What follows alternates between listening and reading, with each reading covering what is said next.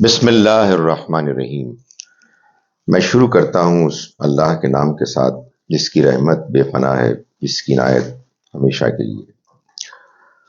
ہم نے ابھی جو گفتگویں کی اس میں یہ ذکر آیا کہ گروہ ہیں مذہبی اور ہمیں نہیں الجھنا چاہیے مذہبی گروہ بندی میں۔ آپ کو میری اس گفتگو کا عنوان شاید اس پہلو سے کچھ عجیب سا لگے۔ مجھے اس وقت آپ کو متعارف کرانا ہے فکر فراہی سے۔ یہ نام ذہن میں یہ سوال پیدا کرتا ہے کہ کیا اتنے زیادہ پہلے مذہبی گروہ موجود ہیں، اس میں کسی اضافے کی کوئی ضرورت تھی؟ یہ بڑا صحیح سوال ہے، لیکن اس کا جواب یہ ہے کہ شاید یہ ایک مجبوری ہے کہ میں جو دین کو سمجھنے کے طریقے کا تعارف کرا رہا ہوں، اس میں کوئی شبہ نہیں ہے کہ اس امت کی تاریخ میں نسبتاً دور جدید میں اس کا آغاز کسی غیر معمولی شخصیت عالم دین سے ہوا۔ چنانچہ اس انڈرسٹینڈنگ کو ان کے نام سے موسوم کرنا یہ ضروری ہے، یہ ایک مجبوری ہے۔ لیکن اصل میں کیا ہے؟ اصل میں بات یہ ہے کہ ہم سے مراد ہر انسان کو، ہر مسلمان کو زندگی کی کسی سٹیج پر یہ طے کرنا ہوتا ہے کہ اللہ کا دین کیا ہے۔ یعنی پیدائشی طور پر مسلمان ہونے کے ناطے ہم سب کچھ سن بھی گئے ہوتے ہیں، عمل بھی کر رہے ہوتے ہیں، لیکن ایک سٹیج آتی ہے کسی کی زندگی میں، وہ 20 سال کی عمر میں، کسی کی 25 سال کی عمر میں، کسی کی 40 سال کی عمر میں، اور آگے بڑھ کر بھی کسی موقع پر آدمی یہ جاننا چاہتا ہے کہ جو اللہ کا دین میں نے مانا ہے اصل میں وہ کیا ہے، اور وہ مجھے کہاں سے حاصل کرنا ہے۔ تو میں آپ کے سامنے اب جو چند نکات پیش کر رہا ہوں وہ اصل میں اللہ کے دین کو سمجھنے اور جاننے کے وہ سورسز اور ان سورسز کے درمیان وہ لنک ہے کہ جو تھوڑی دیر کے لیے آپ میرا دعویٰ مان لیں کہ فطری ہے، یعنی اس کے علاوہ کوئی اور لنک ہے نہیں۔ ہر شخص جب اپنی دین کی بات پیش کرتا ہے تو اتنے ہی اعتماد کے ساتھ کرتا ہے، کوئی حرج نہیں۔ حرج یہ ہوتی ہے کہ آپ اپنے اعتماد کو دھونس بنا لیں اور دوسرے کو سوال اور تنقید نہ کرنے دیں۔ دنیا کے کسی علم میں بالعموم یہی چیز مطلوب ہے، اور دینی علم میں بالخصوص یہ چیز نہایت ضروری ہے کہ انسان اپنے فہم دین کو بیان کرے نرمی اور دلائل کے ساتھ، اور دوسرے کی بات کو سنے، اس کی تنقید کو سنے اور دیانتداری سے سمجھنے کی کوشش کرے، اور پھر جو جواب سمجھ میں آتا ہے وہ جواب دے، اور جہاں اپنی کمزوری محسوس ہوتی ہے انڈرسٹینڈنگ اور پریزنٹیشن میں، اس کا بھی اعتراف کرے۔ میں اس وقت آپ کے سامنے جو اللہ کے دین کی ایک پکچر پیش کرنے کی کوشش کر رہا ہوں، اس کو آپ سمجھیں کہ میں آپ سے یہ گزارش کر رہا ہوں کہ دیکھیں، میں یہ دعویٰ کر رہا ہوں کہ افق پر، ہورائزن پر نئے مہینے کا چاند نظر آ گیا۔ میں نے دیکھ لیا ہے، میں آپ کو دکھا رہا ہوں، اس لیے بس آپ اس کو دیکھنے کی کوشش کریں۔ وہ نظر آ گیا تو اس کا نظر آنا ہی اصل میں اس کے وجود میں آنے کی دلیل ہے۔ نظر میں نہیں آیا تو آپ مجھ سے پوچھ سکتے ہیں کہ یار تم یہ کہہ رہے تھے کہ یہ درخت اور کھمبے کے درمیان ہے، نظر تو کوئی نہیں آ رہا۔ سو اس طرح سے یہ جو ہماری ایک ڈسکشن ہے انشاءاللہ وہ ہم کو اس بات تک پہنچائے گی کہ جس میں ہمیں یہ محسوس ہوگا کہ جو اللہ کا دین ہے وہ اپنی پریزنٹیشن میں اور ہم تک پہنچنے میں بالکل واضح ہے. ہمیں جو اختلافات ہیں ان کے بارے میں بھی ایک واضح پکچر سامنے آئے گی اور یہ محسوس ہوگا کہ آپس میں لڑنے جھگڑنے کی کوئی ضرورت نہیں ہے. ہمیں بات سمجھنی ہے اور صحیح سے صحیح تر بات تک پہنچنا ہے. اب میں آپ کے سامنے یہ سٹیٹمنٹ رکھ رہا ہوں کہ اللہ کا دین اللہ تعالیٰ نے اپنے پیغمبروں کے ذریعے سے اس دنیا میں وقتاً فوقتاً پیش کیا. خود تو اللہ تعالیٰ دنیا میں نہیں آتے، اس نے اپنے پیغمبروں کا انتخاب کیا. ان پیغمبروں نے آ کر اللہ کے دین کو انسانوں کے سامنے پیش کیا. ان پیغمبروں میں آخری پیغمبر محمد صلی اللہ علیہ وسلم تھے. آپ نے اللہ کا دین اس دنیا میں آخری مرتبہ پیش کیا. اب قیامت تک کے لیے آپ کا لایا ہوا دین اللہ کا دین ہے تمام انسانوں کے لیے. کچھ لوگ اس کو مان چکے ہیں اور کچھ دوسروں کو ہمیں تعارف کرانا ہے، پیش کرنا ہے.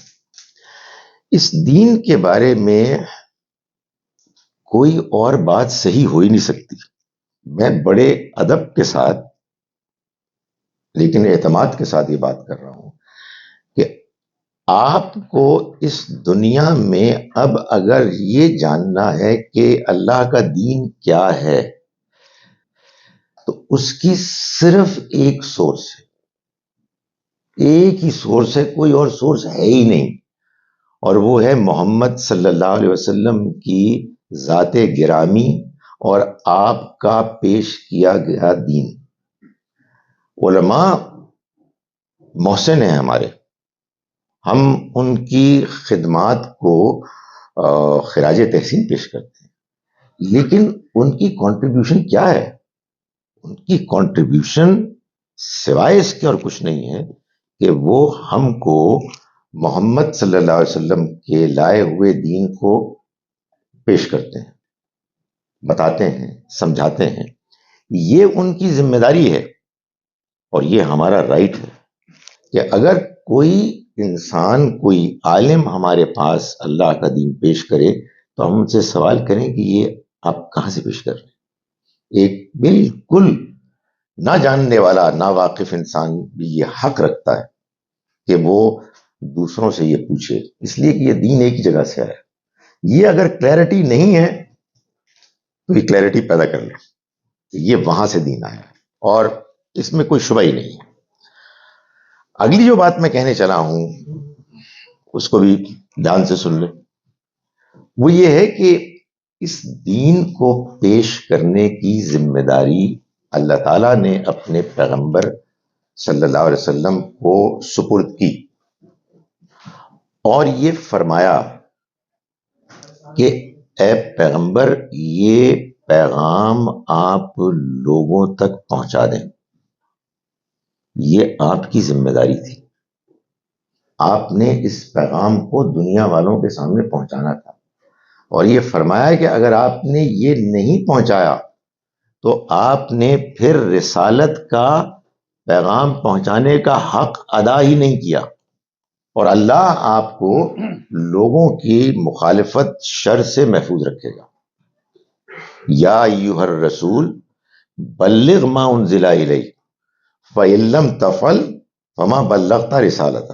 یہ آیت ہے سورہ مائدہ سورہ نمبر 5 کی آیت نمبر 67.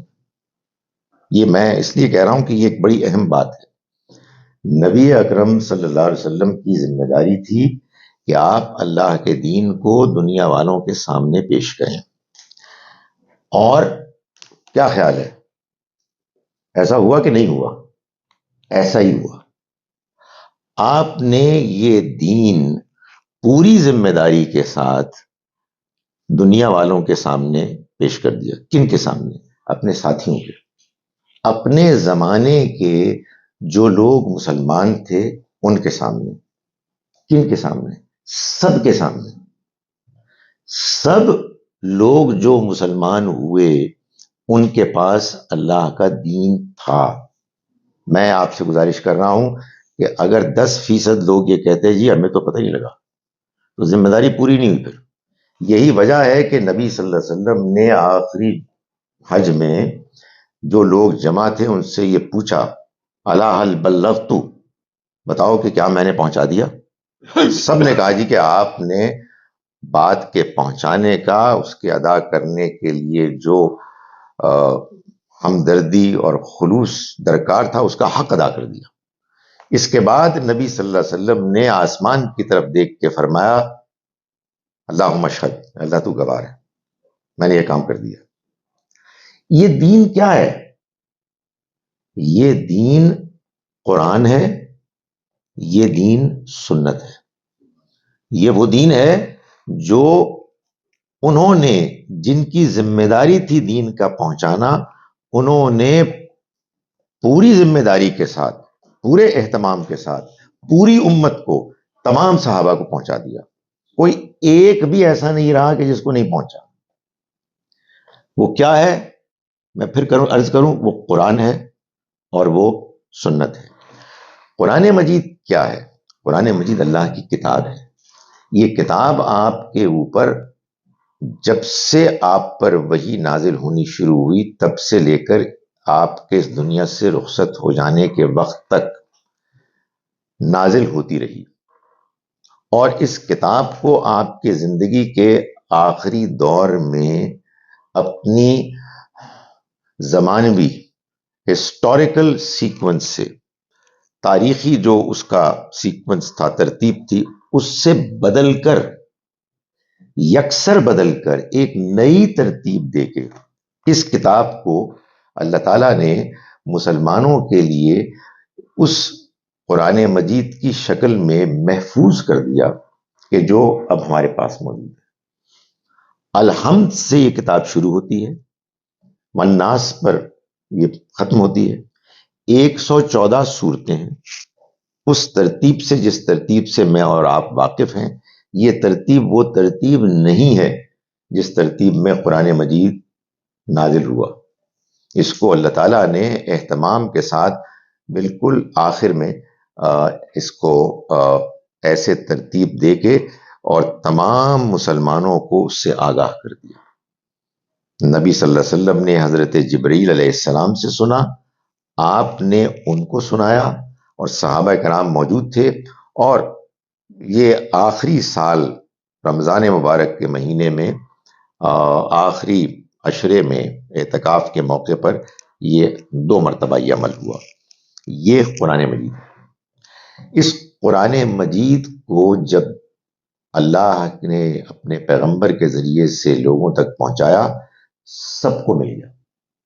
تمام صحابہ کرام اس بات پر متفق تھے کہ یہ الحمد سے والناس تک اللہ کی کتاب ہے. اور بہت سے مسلمانوں نے اس کو حفظ کر لیا، میمورائز کر لیا from A to Z، cover to cover. اور عظیم اکثریت نے، بلکہ سبھی نے ایک بڑے حصے کو یاد کر لیا. ہم یہ جانتے ہیں کہ ہر نماز میں ہم قرآن مجید پڑھتے ہیں، اور فجر میں، مغرب، عشاء میں، دوسری نمازوں میں بھی قرآن مجید کا ایک بڑا حصہ بھی پڑھا جاتا ہے. رمضان میں اس کا اہتمام زیادہ کیا جاتا ہے، اور وہ عظیم عبادت جو تہجد کی نماز ہے اس میں تو ایک زیادہ بڑا حصہ پڑھا جاتا ہے. کہنے کا مقصد یہ ہے کہ قرآن مجید کی جو سٹائل آف پریزنٹیشن ہے وہ، اور اس کا میمورائز کرنا نماز میں پڑھنے کے لیے اور اس کی حفاظت کے لیے، اس نے اس کو ممکن بنا دیا کہ یہ کتاب اپنی اسی ترتیب کے ساتھ مسلمانوں میں پہلے دن سے محفوظ رہے اور اس کی حفاظت پھر آگے بھی چلتی رہے. چنانچہ آج لکھوکھا ایسے مسلمان ہیں کہ جنہوں نے قرآن مجید کو حفظ کیا ہوا ہے. اور یہ آج نہیں ہے، پچھلی نسلوں میں جائیں گے تو بھی تب بھی ایسا ہی ملے گا. پہلے دن سے یہ اب تک ہو رہا ہے. اس کے لیے 2 اصطلاحات ہیں. ایک ہے اجماع. کنسنسس، تمام مسلمان پہلی نسل کے متفق ہو گئے کہ یہ قرآن مجید اللہ کی کتاب ہے، اور پھر وہ اجماع اگلی نسلوں میں ایسے منتقل ہوا کہ تواتر ہو گیا، یعنی وہ کانٹینیوٹی ان انٹرپٹڈ ہے، ان انٹرپٹڈ کانٹینیوٹی کے ساتھ وہ اجماع پہلی، دوسری، تیسری، چوتھی نسل کو منتقل ہوتا رہا تا وقت کہ آج وہ ہمارے پاس ہے۔ یہی وجہ ہے کہ مشرق سے لے کے مغرب تک جہاں کہیں بھی جائیں مسلمان ہیں وہ یہ قرآن مجید پڑھ رہے ہیں۔ قرآن مجید چنانچہ محفوظ ہے، یہ میں اپنے عقیدے کی بات نہیں کر رہا، یہ نظر آ رہا ہے، ایسے ہوا۔ کیوں ہوا؟ اس لیے کہ یہ اللہ کا دین آخری دین تھا، اور نبی صلی اللہ علیہ وسلم کی ذمہ داری تھی کہ آپ اس کو پہنچائیں۔ آپ نے پہنچایا، اور وہ اب ہم تک پہنچ گیا ہے، اور ہم اس کو دیکھتے ہیں۔ بالکل اسی طرح سے ایک دوسری سورس بھی ہم تک پہنچی، اور وہ ہے سنت، یعنی نبی صلی اللہ علیہ وسلم کی جانب سے جو مذہبی دینی اعمال تھے ان کو بھی ایسے ہی منتقل کیا گیا۔ ایسے ہی سے مراد پورے اجماع، مکمل اتفاق کے ساتھ، اور پھر اس اتفاق کا منتقل ہونا ہم تک ہوا تواتر کے ساتھ، بغیر کسی انقطاع، بغیر کسی انٹرپشن کے، وہ تب سے لے کے اب تک ہم تک چلا آ رہا ہے۔ صرف فرق یہ ہے کہ قرآن مجید ایک کتاب ہے، اس لیے اس کے الفاظ ہیں جو یاد کیے گئے، اور سنت ایک عمل ہے، وہ عملی طور پر مسلمانوں میں پہلے تمام مسلمانوں میں اس پر اتفاق ہوا، اور پھر اس کے بعد وہ اگلی نسلوں کو منتقل ہوا۔ یہی وجہ ہے کہ ہم جو نماز پڑھتے ہیں 5 وقت کی، اس نماز میں تمام مسلمانوں میں اتفاق ہے کہ یہ 5 نمازیں ہیں۔ اس کی فرض نمازوں کی کتنی رکعتیں ہیں، اس کی ہر رکعت میں سورہ فاتحہ پڑھنی ہے، اور بہت سی تفصیلات ہیں جن پر اتفاق ہے۔ یہ اتفاق نماز میں ہے، روزے میں ہے، حج میں ہے، زکوٰۃ میں ہے، عید کی نماز میں ہے، جمعے کی نماز میں، ایک لمبی فہرست ہے۔ تو یہ قرآن ہے اور یہ سننا ہے، یہ ہے اللہ کا دین۔ میں پھر گزارش کروں، یہ اللہ کا دین تمام مسلمانوں کو پہلی نسل میں مل گیا، پھر اس کے بعد دوسری اور تیسری نسل، اور آج تک چلا آ رہا ہے۔ یہ دین ہے کہ جو نبی صلی اللہ علیہ وسلم نے اپنی امت کو دیا، اور وہ آج بھی ویسے ہی موجود ہے۔ اس کے علاوہ یہ ہوا، یہ ہونا تھا، یہ ایک بڑی نیچرل بات ہے کہ نبی صلی اللہ علیہ وسلم نے اس دین پر عمل کیا۔ آپ کا عمل بہترین عمل تھا، آپ نے لوگوں کو اس دین کی، قرآن کی، سنت کی روشنی میں ہدایات دی، نصیحتیں کی، ان کے سوالوں کے جوابات دیے، آپ کی زندگی میں واقعات ہوئے۔ تو یہ تو نہیں ہو سکتا تھا کہ لوگ ان تمام باتوں کو اگلی نسلوں کو نہ بتاتے۔ یہ کیسے ہو سکتا تھا؟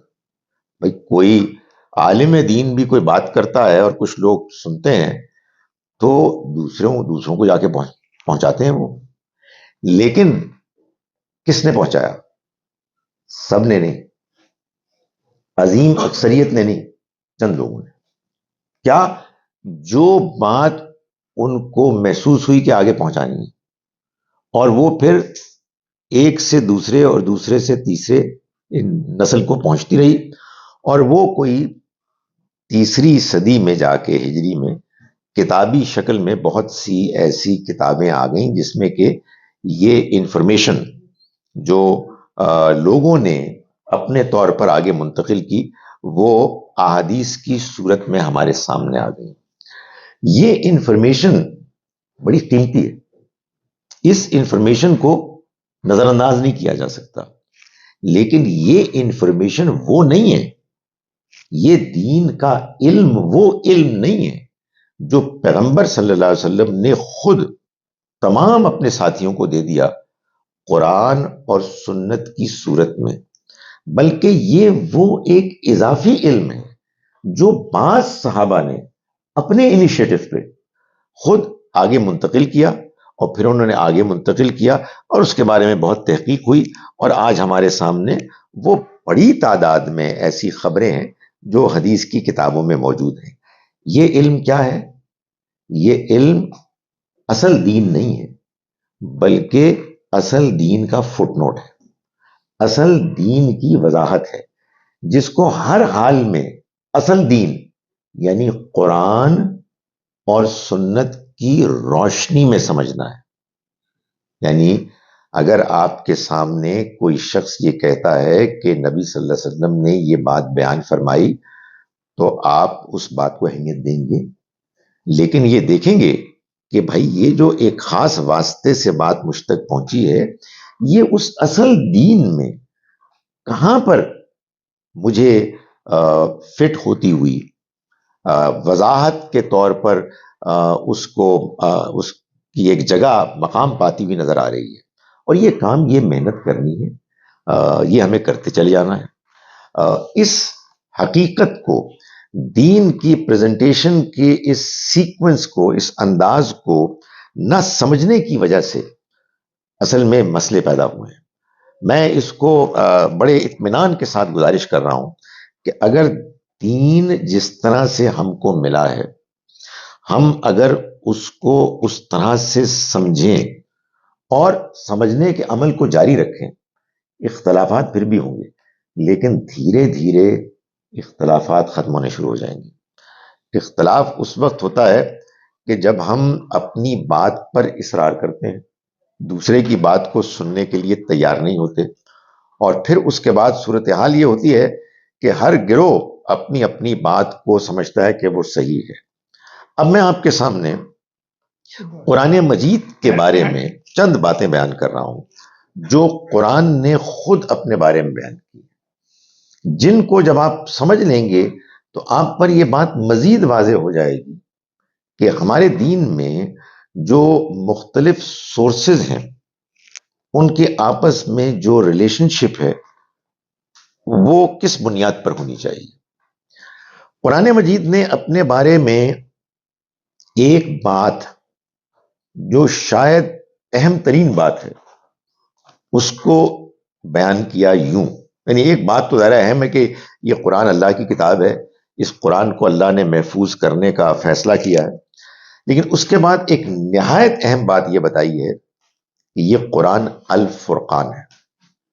یہ قرآن وہ سورس ہے کہ جو فیصلہ کرے گی کہ صحیح کیا ہے، غلط کیا ہے، حق اور باطل، صحیح اور غلط کے درمیان واضح فیصلہ کر دینے والی کتاب الفرقان ہے۔ آپ کہیں گے کہ یہ الفرقان کا آپ نے کوئی اپنی طرف سے ترجمہ کر لیا ہے، اس کا مطلب کچھ اور بھی تو ہو سکتا ہے۔ نہیں، قرآن نے اس کو واضح کیا ہے۔ قرآن مجید نے یہ بتایا ہے کہ اللہ نے اپنے پیغمبروں کو بھیجا اور ان کے ساتھ پھر اس نے کتاب بھی بھیجی، اور کتاب بھیجنے کا مقصد یہ تھا لِيَحْكُمَ بَيْنَ النَّاسِ، تاکہ وہ فیصلہ کرے، لوگوں کے فیصلہ کرے ان معاملات میں جن میں انہوں نے آپس میں اختلاف کیا۔ یعنی لوگ جب مذہبی معاملات میں آپس میں اختلاف کریں گے تو کیسے فیصلہ ہوگا؟ چیخنے پکارنے سے ہوگا، کسی صاحب علم کی علمی قابلیت دیکھ کر ہوگا، کسی کا سٹائل آف پریزنٹیشن کو دیکھ کے ہوگا؟ نہیں، ایک ہی سورس ہے، اور وہ ہے اللہ کی کتاب۔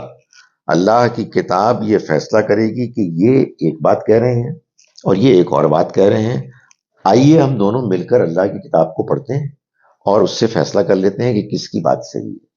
قرآن مجید نے اپنے بارے میں یہ بات بار بار بیان کی ہے کہ قرآن الفرقان ہے، قرآن فیصلہ کن کتاب ہے، اسی کی بنیاد پر فیصلہ ہوگا۔ چنانچہ اس کے کچھ واضح نتائج نکلتے ہیں۔ اس کو ماننے کے لیے ضروری ہے کہ کچھ اور باتیں بھی مانی جائیں، اور ان کو بھی قرآن نے بیان کر دیا۔ مثال کے طور پر اگر آپ یہ اپروچ اختیار کریں گے کہ آپ کہیں گے یار ٹھیک ہے، آپ کا اپنا بیک گراؤنڈ ہے، آپ کا اپنا بیک گراؤنڈ ہے، میں کسی سے متاثر ہوں، آپ کسی سے متاثر ہیں، یہ مسئلہ پیدا ہو گیا، اس کا فیصلہ کیسے ہو؟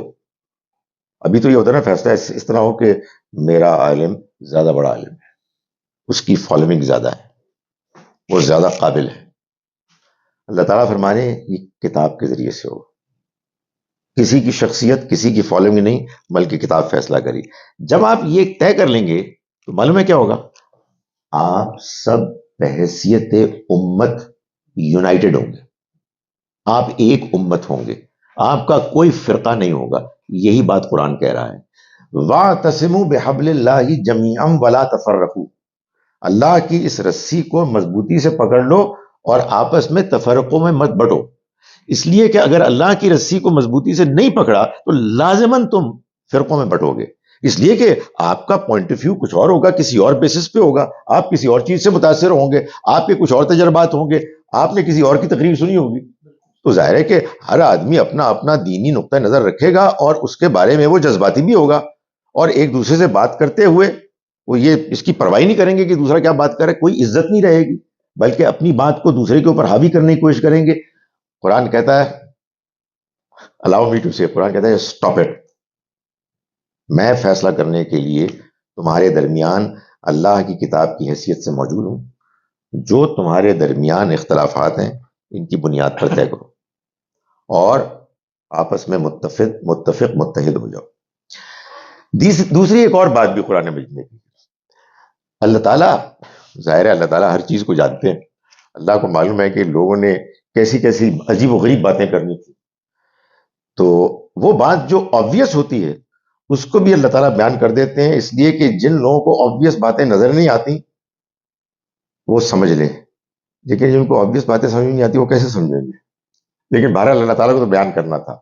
تو اللہ تعالیٰ نے اپنی کتاب کے بارے میں ایک اور بات بیان کی, اور وہ یہ ہے کہ یہ واضح کتاب ہے, یہ کنفیوزنگ کتاب نہیں ہے, یہ ایسی کتاب نہیں جو سمجھ میں نہیں آئی. لوگوں سے کہتے ہیں کہ اللہ کی کتاب کے بارے کی بنیاد پر فیصلہ وہ کہتے ہیں وہ سمجھ نہیں آتی. اللہ کی کتاب کو کیسے سمجھے, کوئی عالم ہی ہوگا نا, کوئی حدیث ہوگی جو سمجھائے گی. اللہ کی کتاب کہتی ہے والکتاب المبین, یہ واضح کتاب, واضح کرنے والی کتاب اس بات پر گواہ ہے کہ یہ اللہ کی کتاب ہے. صرف پرابلم کیا ہوتی ہے, میں آپ کو بتاؤں پرابلم کیا ہوتی ہے. آپ کہتے ہیں آئیں قرآن کو سمجھتے ہیں, ہم اس آیت کو سمجھتے ہیں. میں آپ کو یقین دلاتا ہوں کہ اگر آپ خالی اس ذہن ہو کے آپ اور میں بیٹھ کے کسی آیت کو پڑھیں, عربی نہ بھی جانتے ہوں, ترجمے لے کے پڑھیں, ہم جلد یا بدیر متفق ہو جائیں گے کہ بات کیا کہی جا رہی ہے. لیکن اگر میں کہوں کہ میں نے تو غامدی صاحب کی بات ماننی ہے, اور آپ کہیں کہ آپ نے تقی عثمانی صاحب کی بات ماننی ہے, اور آپ کہیں کہ آپ نے ڈاکٹر اسرار صاحب کی بات, تو ہم آپس میں اتفاق کیسے کریں گے؟ پھر ہم قرآن پڑھ ہی نہیں رہے, پھر ہم قرآن مجید کے ساتھ زیادتی کر رہے ہیں. پھر آپ اللہ کی کتاب پڑھ رہے ہیں اور اصل میں کیا کر رہے ہیں, اپنے اپنے گرو, اپنے اپنے جو آپ کے علماء ہیں ان کی بات کو دوسرے کے اوپر حاوی کرنے کی کوشش کر رہے ہیں. یہ تو مجھے allow me to say this is insulting the قرآن. آپ قرآن مجید کی یہ حیثیت سمجھتے ہیں یار. قرآن یہ کہہ رہا ہے آپ کو کہ وہ ایک واضح کتاب ہے, آپ کو سمجھ میں نہیں آ رہی تو اپنی سمجھ کا کچھ علاج کریں, اس کو سمجھنے کی کوشش کریں. لیکن قرآن ایک واضح کتاب ہے, قرآن فیصلہ کرنے کے لیے آئی ہے, اور قرآن مجید میں اللہ تعالیٰ نے مسلمانوں کے اتحاد کا بندوبست کیا ہے. ایک اور بات بھی ہے جو بات بالکل واضح ہے, لیکن جیسے کہ میں نے گزارش کی, اللہ تعالیٰ واضح باتیں بھی واضح کرتے ہیں تاکہ جن کو باتیں فوراً سمجھ میں نہیں آتی وہ بھی سمجھ لیں. قرآن مجید پر حکمت کتاب ہے, it's a book of wisdom, اور میں آپ سے ایک اور گزارش کروں, نبی صلی اللہ علیہ وسلم کو ہم مانتے ہیں اللہ کا پیغمبر, آخری پیغمبر. اس لیے کہ پیدا ہوئے ہم مسلمان ہیں, کرسچن پیدا ہوئے تو نہیں مانتے, مسلمان پیدا ہو گئے تو مانتے ہیں, اس لیے کہ ہمارے پیرنٹس ہی کہتے رہے ہیں, مسجدوں میں ہم جاتے ہیں یہی بات سنتے ہیں. ابھی کسی نے بڑی اچھی بات کی کہ ملک صاحب نے شعور کے ساتھ ماننا. آپ کو یہ بات معلوم ہے کہ آپ آج کیا نبی صلی اللہ علیہ وسلم کے دنیا سے رخصت ہو جانے کے بعد صحابہ کرام کے بعد جس کو بھی نبی صلی اللہ علیہ وسلم کو اللہ کا پیغمبر شعور کے ساتھ ماننا تھا اور ہے، اس کو قرآن کے نتیجے میں ماننا ہے۔ اس لیے کہ قرآن کہتا ہے یاسین والقرآن الحکیم انک لمن المرسلین، یہ سورہ یاسین ہے، یہ پر حکمت قرآن اس بات پر گواہ ہے کہ پیغمبر آپ رسولوں میں سے۔ آپ کو یہ بات معلوم ہے کہ نبی صلی اللہ علیہ وسلم کی اپنی زندگی میں آپ کے ساتھ جو مسلمان تھے اس میں کمزور مسلمان بھی تھے اور بعض منافق بھی تھے، تو وہ گاہے بگاہے شکوک پیدا کرتے تھے، ایسی باتیں کرتے تھے کہ جو ایک صاحب ایمان نہیں کر سکتا۔ تو اللہ تعالیٰ نے ایک موقع پر اسی اثنا میں ایک بات بیان فرمائی سورہ نساء کی آیت نمبر 82 میں، یہ ان کے ساتھ پرابلم کیا ہے؟ What is wrong with them? افلا یتدبرون القرآن، کیا یہ قرآن پر غور نہیں کرتے؟ ولو کان من عند غیر اللہ، اگر یہ اللہ کے علاوہ کسی اور کی طرف سے ہوتا لوجدوا فیہ اختلافا کثیرا، تو یہ اس میں بہت اختلاف پاتے۔ کہنے کا مقصد یہ ہے کہ اس قرآن میں کوئی تضاد نہیں ہے، اس لیے یہ اللہ کی کتاب ہے۔ یہ معلوم کیسے ہوگا؟ تدبر کر کے، سمجھ کے پڑھو۔ نتیجہ کیا نکلے گا؟ یہ جو شکوک پیدا کر رہے ہیں ہمارے پیغمبر کے بارے میں، یہ ختم ہو جائے گی۔ تم ہمارے پیغمبر کو ماننے میں ابھی کچھ پرابلم محسوس کر رہے ہو، واٹ از دا پرابلم؟ تم نے قرآن پر غور نہیں کیا؟ تم قرآن پر غور کرو اور تم دیکھو کہ اس میں کوئی تضاد نہیں ہے، تو پھر تمہیں معلوم ہوگا کہ یہ لانے والے جو ہیں یہ ہمارے پیغمبر ہیں۔ یہ ہے قرآن۔ قرآن کو جب آپ مانیں گے، اس کو سمجھیں گے، اس پر غور کریں گے، اور آپ محسوس کریں گے کہ واو، یہ تو اللہ کی کتاب ہے، it's making a lot of sense. تو آپ اس دن شعوری طور پر نبی صلی اللہ علیہ وسلم کو اللہ کا پیغمبر مانیں گے۔ ابھی ٹھیک ہے، ٹریڈیشنلی ہم مانتے ہیں، ہمیں کوشش کرنی ہے، ہم پوری سٹرگل کرتے ہیں سیکھنے کی، سمجھنے کی، لیکن قرآن مجید یہ کہتا ہے کہ یہ سورس ہے ہمارے ایمان کی۔ سو جب آپ قرآن کی روشنی میں دین کو دیکھتے ہیں، تو میں نے گزارش کی کہ دین پھر ہم قرآن کے فیصلے کی روشنی میں سمجھیں۔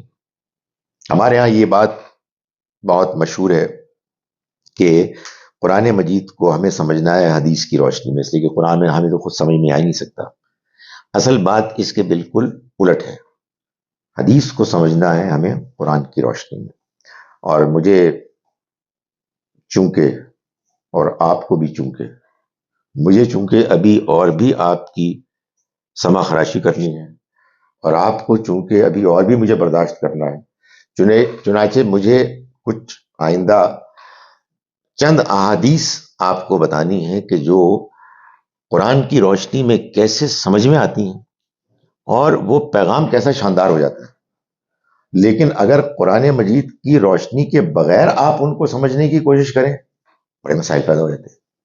سو یہ وہ پریزنٹیشن ہے جو ہمارے سامنے، آپ سمجھیے کہ جس کو میں کہہ رہا ہوں فکر فراہی، امام حمید الدین فراہی نے جس دین پر غور کرنے اور دین کو سمجھنے کا ایک آغاز کیا تھا، اور پھر اس کے بعد ان کے شاگرد مولانا امین احسن اصلاحی نے اس کو آگے اور بڑھایا، اور پھر اب ان کے شاگرد جاوید احمد غامدی صاحب اس کام کا بیڑا اٹھائے ہوئے ہیں، اور مزید اس میں نئے زاویے شامل کر رہے ہیں۔ ہم بڑے ادب سے اور بڑی عاجزی کے ساتھ یہ بات پیش کر رہے ہیں کہ دین کو سمجھنے اور جاننے کا اس کے علاوہ کوئی اور طریقہ ہے ہی نہیں۔ جو اور بات کریں گے اس میں اس فطری اصول، فطری طور پر جو پریزنٹیشن کی گئی ہے دین کی، اس میں کوئی گڑبڑ ہو جائے گی، اس لیے کہ یہ بات نظر آ رہی ہے۔ اور میں یہ گزارش کروں کہ you don't have to be a genius to understand it۔ Problem کیا ہوتی ہے؟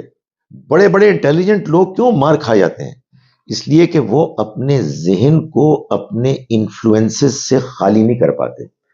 بندہ ایک صاحب علم سے متاثر ہے، وہ اتنا متاثر ہے میں نے کتنے لوگوں کو سنا ہے کہ یار میرے دادا جان اتنے نیک آدمی تھے یار، اتنے اللہ والے تھے، تہجد پڑھتے تھے، سجدوں میں روتے تھے.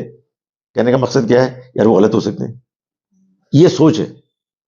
میرے بزرگ غلط ہو سکتے ہیں، یہ کوئی سوچ ہی نہیں یار. ہم کسی کو غلط کہہ ہی نہیں رہے ہیں. ہر انسان کے ساتھ غلطی کا امکان لگا ہوا ہے. ہم دوسروں کی وجہ سے کوئی ضد کریں؟ ہمیں تو سیدھا دین دیکھنا ہے کہ جیسے وہ پریزنٹ کیا گیا ہے. سنت کے بارے میں یہ جان لیجئے کہ سنت قرآن مجید ہی میں بیان ہوئی ہے کہ وہ الگ سے ایک سورس ہے.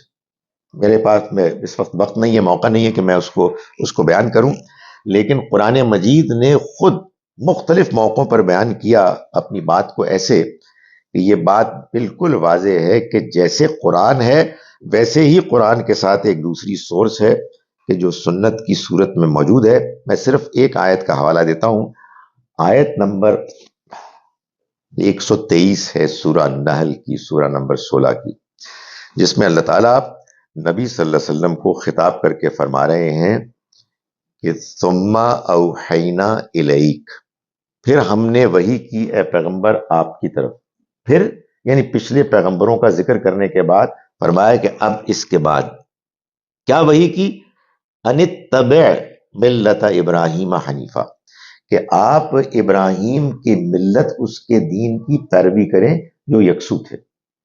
ابراہیم علیہ السلام کے دین کی پیروی کریں. ان پہ کیا قرآن نازل ہوا تھا؟ نہیں.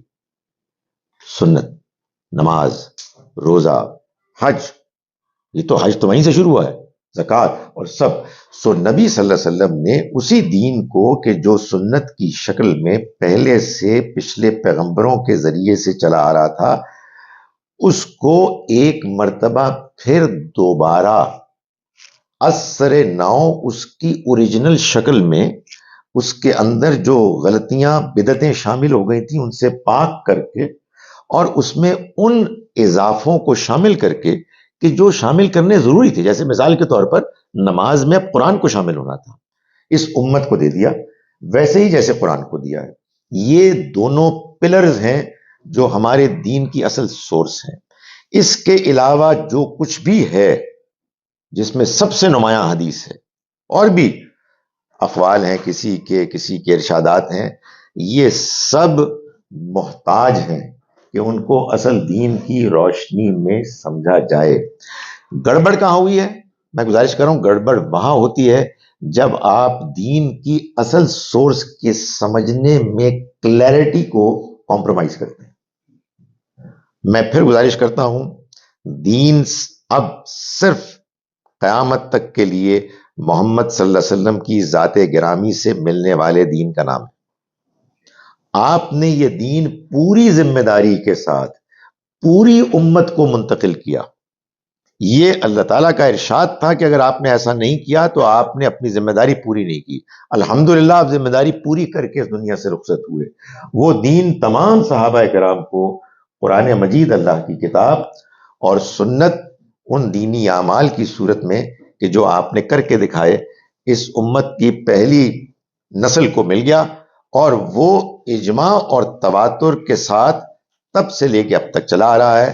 اس کے علاوہ بعض لوگوں نے، ان کی بڑی مہربانی، ہم ان کے شکر گزار ہیں، احسان مند ہیں کہ نبی صلی اللہ علیہ وسلم کے بارے میں بہت سی خبریں ہم کو دیں جو افراد سے پہنچی اور وہ کتابی شکل میں آ گئیں.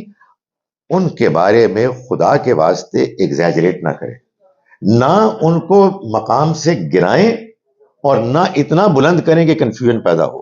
وہ قرآن مجید کی شرح و وضاحت ہے، وہ قرآن مجید کا فٹ نوٹ ہے. اقول قولی ھذا واستغفر اللہ لی ولکم.